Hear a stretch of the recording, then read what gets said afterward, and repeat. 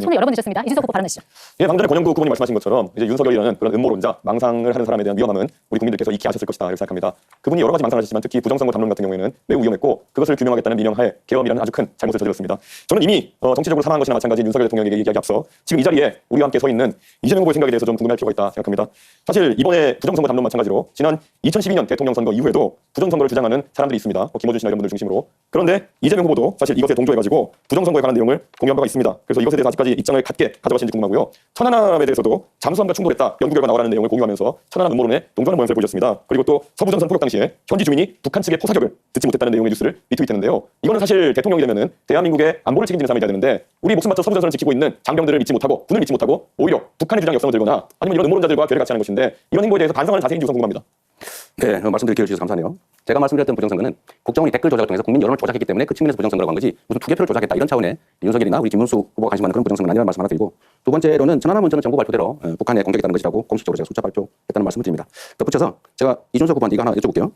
계엄 이거 해제하는 거 정말로 중요했는데 12월 4일 새벽에 12월 4일 3일 밤이죠.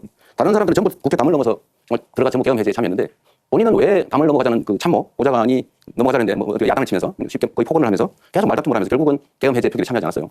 저는 이게 결국 싸우는 척하면서 결국은 실제로는 계엄 해제에 반대한 거 아니냐. 꼭 담는 건 되잖아요. 왜 안 했는지 일단 궁금하고 두 번째로는 지금 단일화 논란이 많은데 저는 이번 내란 극복 이번 선거의 가장 중요한 과제다라고 생각해요. 그런데 이기와 관련해서 우리 이준석 후보께서는 이 내란 세력에 대한 입장이 어떠한지 또 극우 세력에 대한 입장도 어떤지 결국 저는 이 후보께서 내란 세력인 국민의힘 김문수 후보와 단일화할 거다 이렇게 예상을 저는 개인적으로 해요.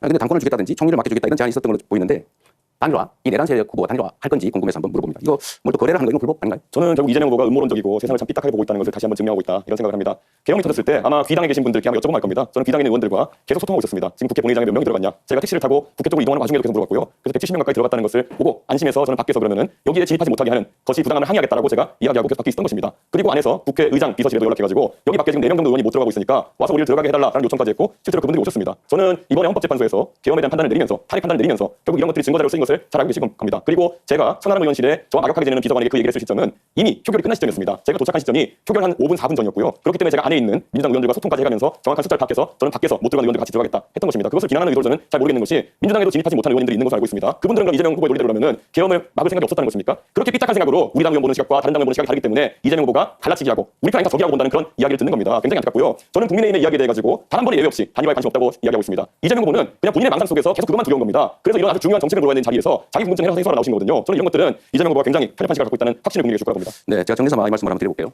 그렇게 설명하시면 됩니다. 국민들은 의구심을 가지고 있죠. 거기서 말다툼을 해서 시간을 보내고 의결 정도수가 충분하니까 계속 싸우고 있겠다. 이건 저는 국민들께 납득하기 어려울 거라고 생각해요. 물론 단일화 문제에 대해서는 나중에 결과가 결국 나오겠죠. 그때 가서 보기로 하겠습니다. 제가 김문수 후보님한테 하나만 더 여쭤볼게요. 네.